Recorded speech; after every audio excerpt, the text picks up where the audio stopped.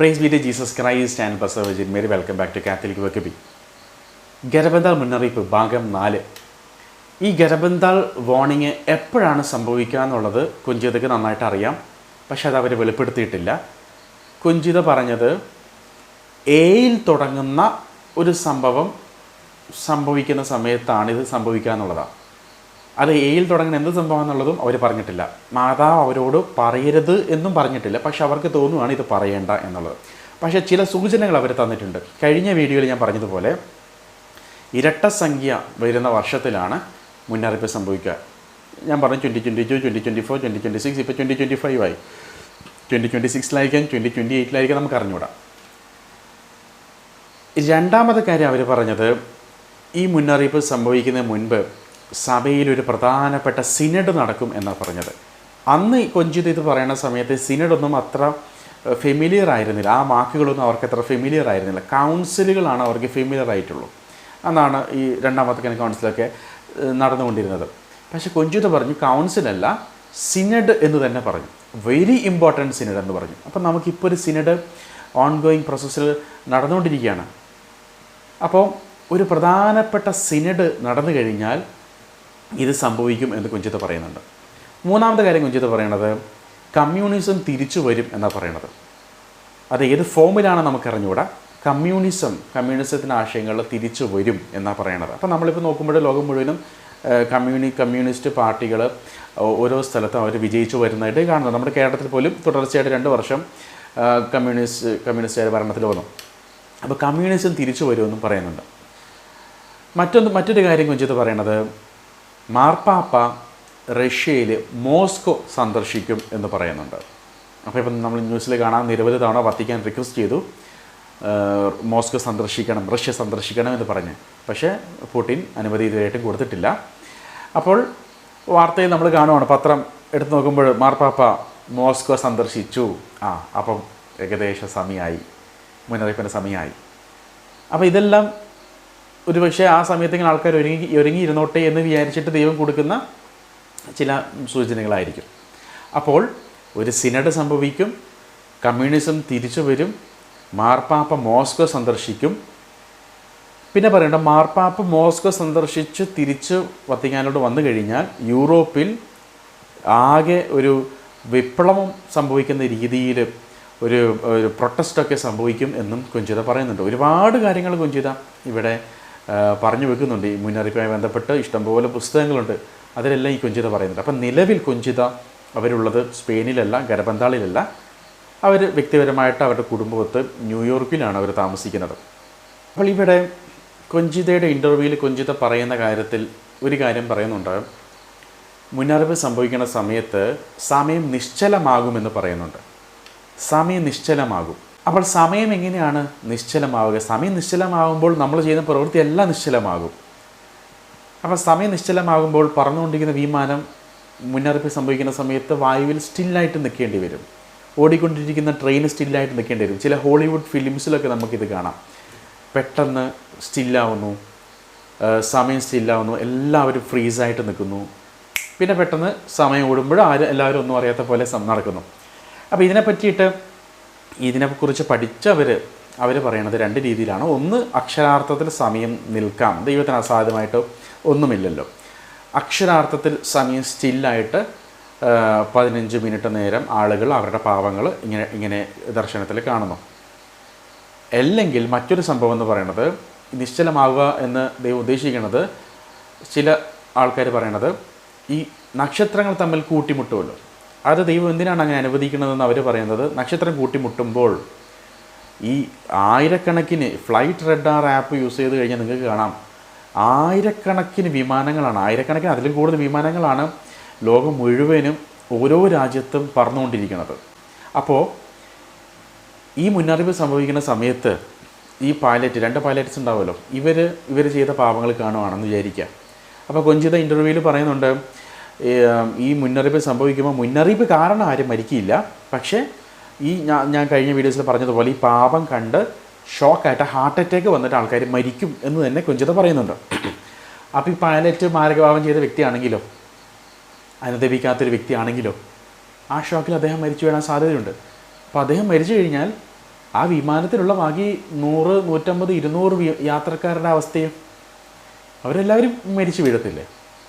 അപ്പം അതുകൊണ്ട് ആളുകൾ പറയണത്, ഇതിനെപ്പറ്റി അറിയുന്നവർ പറയണത്, ഈ നക്ഷത്രങ്ങൾ കൂട്ടിമുട്ടിക്കഴിഞ്ഞാൽ പിന്നീട് നമ്മുടെ പാപങ്ങൾ കാണുന്നത് നമ്മളൊരു ഗ്യാപ്പുണ്ട്, ഒരു ശൂന്യതയുണ്ട്.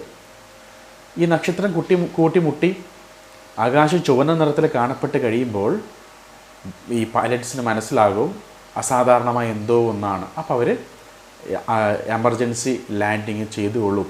അതിന് ദൈവം കൊടുക്കുന്നൊരു സമയമാണ്.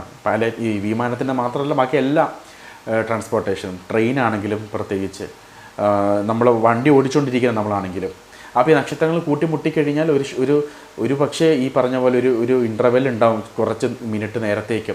ആൾക്കാരെല്ലാം ട്രാഫിക്കിൽ വണ്ടി നിർത്തി കാറിൽ നിന്ന് പുറത്തിറങ്ങി, അവരുടെ വാഹനത്തിൽ നിന്ന് പുറത്തിറങ്ങി ഇതെന്താ സംഭവിക്കുന്നതെന്ന് അറിയാതെ ആകാശത്തോട് നോക്കി നിൽക്കുന്ന സമയത്തായിരിക്കും ക്രൂശ രൂപം പ്രത്യക്ഷപ്പെടുന്നത്.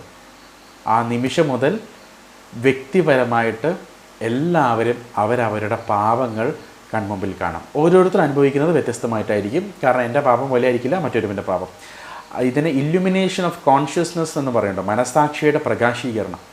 അപ്പം നമ്മുടെ മനസ്സാക്ഷി, അതായത് നമ്മൾ കുമ്പസാരിക്കാൻ പോകുമ്പോൾ ആക്ച്വലി ചെയ്യേണ്ട കാര്യമാണിത്. അതായത് കുമ്പസാരിക്കാൻ പോകുമ്പോൾ നമ്മുടെ മനസ്സാക്ഷിക്കെതിരെ, ദൈവസ്വരത്തിനെതിരെ നമ്മൾ ചെയ്ത പാപങ്ങൾ നമ്മൾ എഴുതിയെടുത്ത് അനുദപിച്ചിട്ടാണ് നമ്മൾ കുമ്പസാരിക്കാൻ പോകുന്നത്. അപ്പോൾ അതേ സംഭവം എല്ലാ മനുഷ്യരും ചെയ്യാൻ പോവുകയാണ്. അവരുടെ ഓർമ്മ വെച്ച കാലം മുതൽ ചെയ്ത സകല പാപങ്ങൾ, നമ്മൾ ചെയ്ത നന്മ പ്രവൃത്തികൾ കാണത്തില്ല കേട്ടോ, സകല പാപങ്ങളും ചെയ്യാതിരുന്ന നന്മ പ്രവൃത്തികളും എല്ലാവരും കാണും. അപ്പോൾ ഈ ഒരു സംഭവത്തിന് ശേഷം മനുഷ്യകുലം തന്നെ മാറും. അപ്പോൾ ഇത് സംഭവിക്കുന്ന സമയത്ത് ആളുകൾ ഒരിക്കലും പ്രതീക്ഷിക്കാത്ത രീതിയിലായിരിക്കും അവർ പ്രതികരിക്കുക. ചിലർ മാറത്തടിച്ച് വിലപിക്കുന്നുണ്ടാവും, ചിലർ പൊട്ടിക്കരയുന്നുണ്ടാവും, ചിലർ ഏങ്ങലടിച്ച് കരയുന്നുണ്ടാവും. ഇതൊരു മഹാസംഭവമായിരിക്കും. എൻ്റെ വ്യക്തിപരമായ അഭിപ്രായത്തിൽ ഈ ഒരു സംഭവം കഴിഞ്ഞാൽ നിരവധി പ്രൊട്ടസ്റ്റൻ്റ് വിശ്വാസികൾ, പെന്തക്കോസ്തക്കാർ കത്തോലിക്ക തിരുസഭയിലോട്ട് ചേക്കേറാനുള്ള സാധ്യത ഉണ്ട്. കാരണം പരിശുദ്ധ കുർബാനയ്ക്കെതിരെയും സഭയ്ക്കെതിരെയും മാർപ്പാപ്പയ്ക്കെതിരെയും മാതാവിനെതിരെയും അവർ പറഞ്ഞ പാപങ്ങൾ തീർച്ചയായിട്ടും അവർ ഈ സമയത്ത് കാണും. അപ്പോൾ മനസ്സിലാവും ഈ പറഞ്ഞതെല്ലാം തെറ്റായിരുന്നു എന്നുള്ളത്.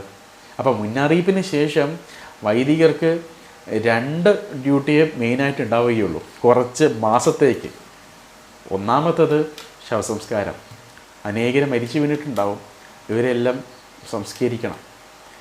രണ്ടാമത്തത് 3 കാര്യങ്ങൾ മാറിപ്പോയി. 3 കാര്യങ്ങൾ. രണ്ടാമത്തത് മാമോദീസ കൊടുക്കാനേ സമയം ഉണ്ടാവുള്ളൂ. നിരവധി ആളുകൾ അക്രൈസ്തവരായിട്ടുള്ളവർ കത്തോലിക്ക തിരുസഭയിൽ ചേരാൻ വേണ്ടിയിട്ട് അടിയായിരിക്കും, ക്യൂ ആയിരിക്കും. മാമോദീസ കൊടുക്കാനേ സമയം ഉണ്ടാവുള്ളൂ. കാരണം അവർക്ക് സത്യം മനസ്സിലായി. നിരീശ്വരവാദികൾക്ക് മനസ്സിലായി ദൈവമുണ്ട് എന്ന്, അക്രൈസ്തവർക്ക് മനസ്സിലായി ദൈവമുണ്ട്, അത് ഈശോയാണ് ഏകരക്ഷകൻ എന്നുള്ളത്. പ്രൊട്ടസ്റ്റൻ്റുകാർക്ക് മനസ്സിലാവും ഈശോയുണ്ട്, ഈശോ സ്ഥാപിച്ച സഭ കത്തോലിക്ക സഭയാണെന്നുള്ളത്. കത്തോലിക്കർക്ക് മനസ്സിലാവും ഈ കത്തോലിക്ക തിരുസഭയിലാണ് സത്യത്തിൻ്റെ പൂർണ്ണതയുള്ളത്, അതുകൊണ്ട് ഇനി അതിൻ്റെ ഫുൾനെസ്സിൽ ഇനി ജീവിക്കണം എന്നവർക്ക് മനസ്സിലാവും. അങ്ങനെ മൊത്തത്തിൽ എല്ലാവരും ധ്യാനം കൂടി അങ്ങ് മാറിയ അവസ്ഥ. പിന്നീട് വൈദികർക്ക് ഉള്ള ഒരു ഡ്യൂട്ടി എന്ന് പറഞ്ഞാൽ ആ സമയത്ത് കുമ്പസാരിപ്പിക്കുക എന്നുള്ളത്. നിങ്ങൾ നോക്കിക്കോ, കുമ്പസാരക്കൂട്ടിൽ പാതിരാത്രിയോളം നീണ്ട ക്യൂ ആയിരിക്കും. അത്രയധികം ആളുകൾ കുമ്പസാരിക്കാൻ വേണ്ടി അടിയായിരിക്കും. ഇതെല്ലാം മുന്നറിയിപ്പിന് ശേഷം സംഭവിക്കും. ഇത് ഒരു വലിയ ചരിത്രത്തിൽ വേറെ ആർക്കും ലഭിക്കാത്ത ഒരു ആനുകൂല്യമാണ് ഈ തലമുറയ്ക്ക് ദൈവം തരാൻ പോകുന്നത്. വേറെ ആർക്കും ഇത് കാണാൻ സാധിച്ചിട്ടില്ല.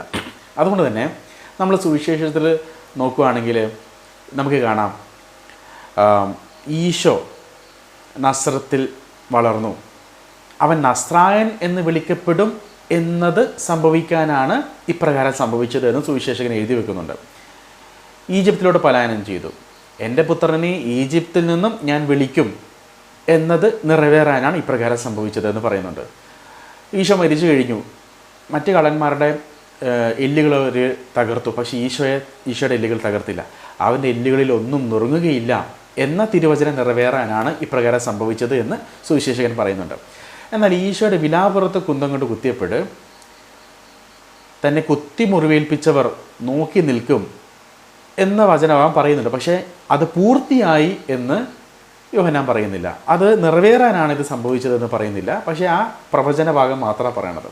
അപ്പോൾ എൻ്റെ അഭിപ്രായത്തിൽ, എൻ്റെ പേഴ്സണൽ അഭിപ്രായമാണ്, അപ്പം ഈശോയെ കുത്തി മുറിവേൽപ്പിച്ചവരാരാണ്? യഹൂദരല്ലല്ലോ, നമ്മളെല്ലാവരുമാണ്. ഈ 2024 ജീവിക്കുന്ന 25 ജീവിക്കുന്ന നമ്മളെല്ലാവരും ചേർന്നാണ് ഈശോയെ വേദനിപ്പിച്ചത്, ഈശോയെ കുത്തിയത്. അപ്പം നമ്മളെല്ലാവരും ഇത് ദർശിക്കും എന്നായിരിക്കാം അതിൻ്റെ അർത്ഥം. അതായത് നമ്മൾ വേദനിപ്പിച്ചവനെ നമ്മൾ നോക്കി നിൽക്കാൻ പോകുന്നു എന്ന് കണ്ടതുകൊണ്ടായിരിക്കാം ഇത് പൂർത്തിയായില്ല എന്ന രീതിയിൽ യോഹന്നാൻ ഒരു പക്ഷേ പറഞ്ഞത്.